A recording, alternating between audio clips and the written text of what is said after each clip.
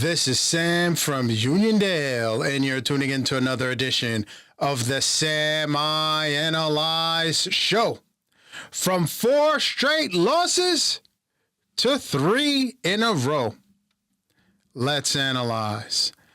Going into tonight's game, I heard that there was going to be no Zach LaVine, who's, look at his history. He last game, he gave the Knicks fits.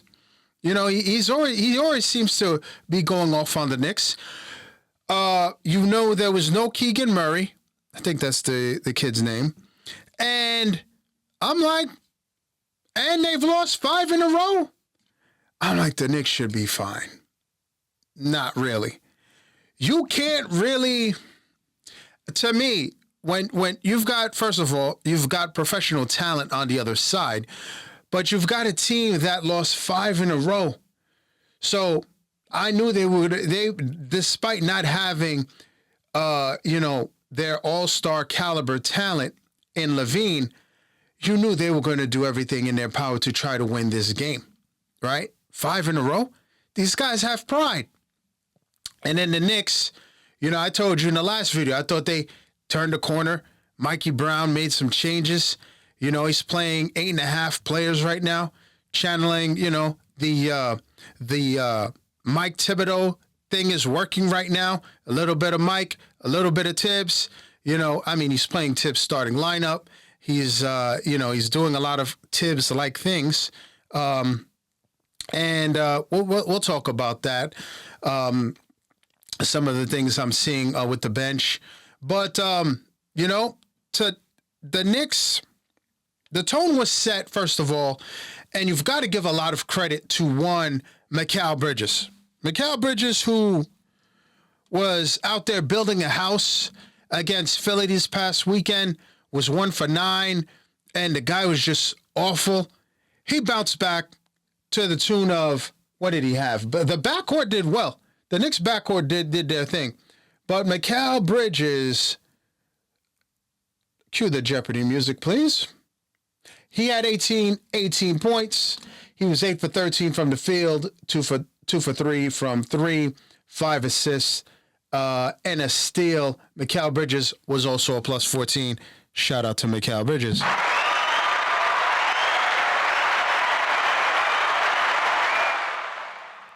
Mikal Bridges set the tone. He had 9 points in the first quarter, and the only scoring that he did in that first quarter, in that first half.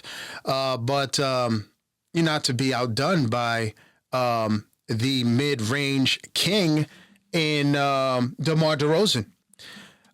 Between those two, by the way, there was a time where I'm a big fan of DeMar DeRozan's, and right before the Knicks did get Mikal Bridges, your boy for a few years was like, man, if they were able to pull a trade with Chicago for DeMar DeRozan, what a backcourt that would be.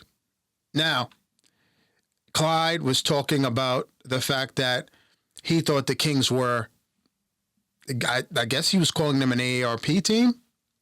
He was like, oh, they're not the oldest. No, it's the Clippers. But, DeMar DeRozan is 36 years young? And I'm watching him. I'm like, mid-range, just killing him, mid-range. And I'm like, wow. And across my mind, I'm watching the game and I'm like, a lot of people who didn't see MJ play, number 23, Mike, they're like, oh, well, he couldn't shoot the 3. No. DeMar DeRozan can't shoot the 3. Mike had no flaws in his game. And that's what crossed my mind. I'm watching him fade left and all this stuff. I'm like, man, he's a throwback to the old school. But MJ, you leave him open at the 3, that's going in. Like he was proficient everywhere on the court. But anyway, back to our regularly scheduled program. DeMar DeRozan, I felt like the Knicks were holding tryouts, right? And DeMar DeRozan did his best impression to make the team. He's on the team, but I'm like, this was a tryout. DeMar DeRozan used MSG as his stage, not only for the Knicks to see, hey, I'm 36 years young and y'all can't guard me. Yeah, throw a double team on me. What did he do? He dropped over 30, as if my math serves me correct. DeMar, in 39 minutes, had 34 points. He was 13 for 26 from the field. He was building a house there from 3, 1 for 7, but he was 7 for 8 from 3. And back before he was, he left Chicago and we got Mikal, I'm like, the only reason why you don't trade for DeMar is the same reason I told you guys. I'm a fan. KD is, again, efficient scorer, one of the best to ever do it. But his age was a problem for me. And I'm like, you have a chance to get Mikal. You get the younger Mikal. He can possibly develop into that dog. He had a solid game tonight. But you see the difference between DeMar DeRozan versus Mikal Bridges at this point? Now, one is clearly a Hall of Famer. That's right, I said it. What did they say during the telecast? He's up to 20. He's in the top 25, 22nd right now in all-time scoring. DeMar DeRozan, in my eyes, will be a Hall of Famer. But I'm sitting here watching him cook, and I'm like, you know what? The Knicks really should have. He can't shoot the 3, but I mean, all around, could you imagine? Like games like, and Brunson saved us, by the way. In that fourth quarter, what did he have? 11 points. Captain clutch. Clark Kent took his glasses off and became Superman. All right, and Jalen Brunson put the Knicks on his back and took the Knicks home, and the Knicks handled their business tonight. But I was kind of wondering, I'm like, man, what it would look like if the Knicks were able to get a DeMar DeRozan. Again, they would probably throw a zone, though, because he can't shoot the 3. So we've got Mikal. So, again, Mikal Bridges did his thing tonight. So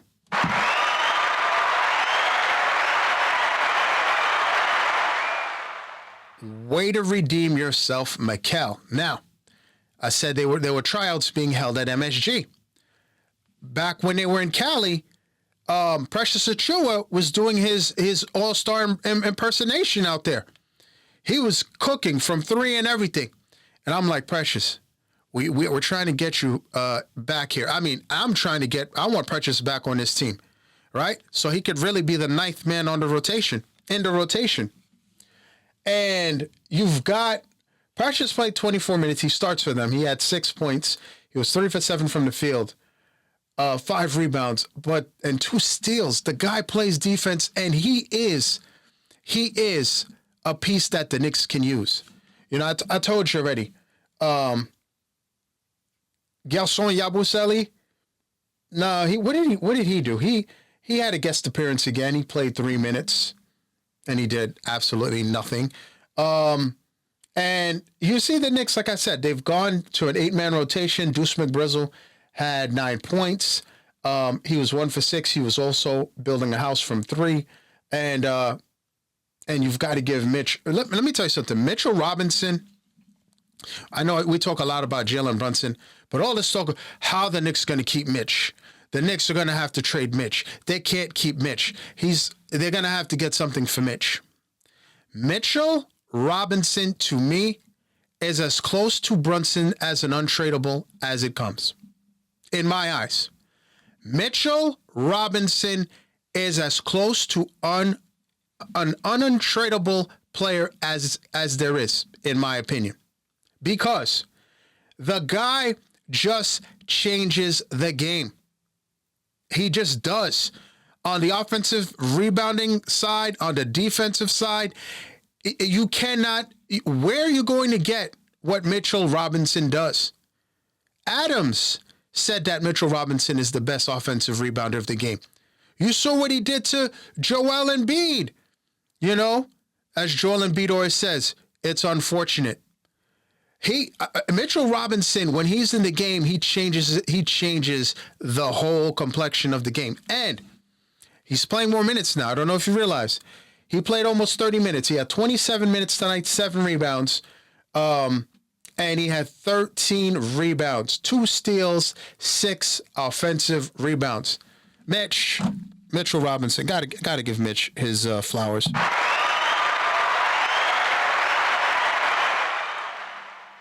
Mitchell Robinson, y'all. I don't care where they have to find that money, but Mitchell Robinson deserves. Remember when he got his first contract? I got me a little bag. They've got to find a way to keep Mitch and Deuce McBrizzle. I mean, those guys are homegrown Knicks. You know, as a Yankees fan, that's something you always hear. Homegrown talent. You know, you want homegrown talent. So I don't, hopefully the Knicks are able to keep both of those guys. But, the trade deadline is looming, and I told y'all already, Precious Achiuwa would be my acquisition. Now, and I keep hearing this Giannis stuff. I don't think it's going to happen. If it does, it does. I saw a mock trade, and I was like, what are people talking about? A trade that would include the Knicks trading away Cat and McBride and some picks to the Bucks. The Knicks would get Giannis and what's his name? And then Bridges would go to Portland for Drew Holiday? Nah, man, I'm not doing that. What are you talking about? No, we're not doing that here.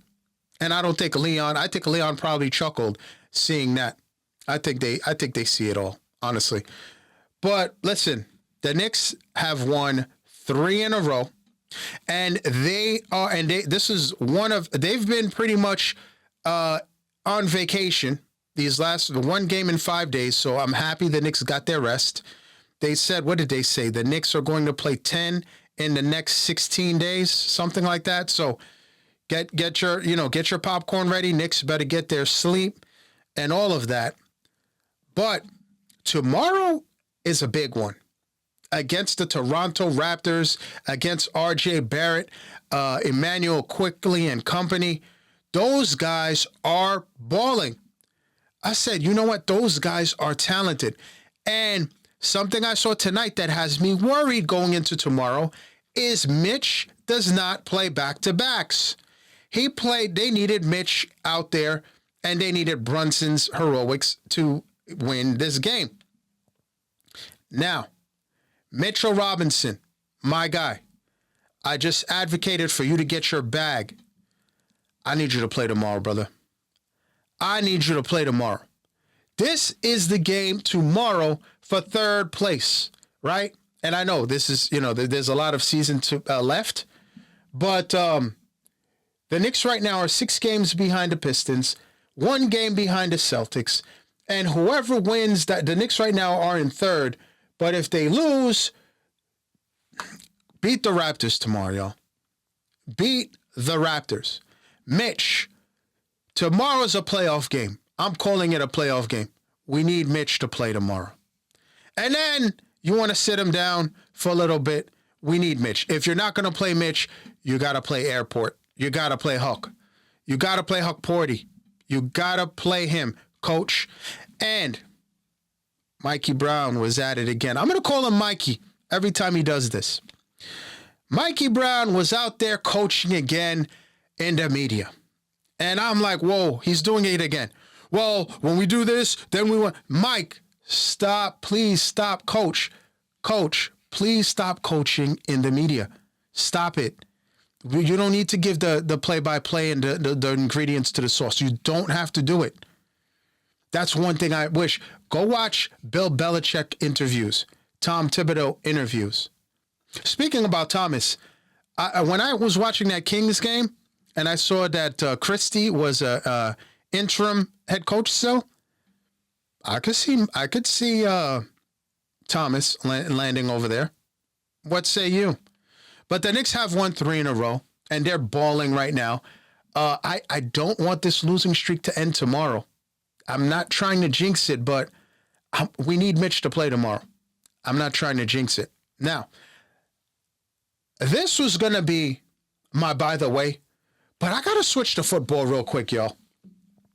The Denver Broncos, after missing the opportunity to go to the Super Bowl, they fired their offensive coordinator, Joe Lombardi. I was like, what? You guys finished tops in the AFC and you fire him? You did not have, and this is to Sean Payton, you did not have your starting quarterback in Bo Nix due to a broken ankle. And you make a decision like this because you missed the Super Bowl? That made zero sense to me. But hey, that's not my team because I'm a Jets fan. Like that's any better. Now it's that time.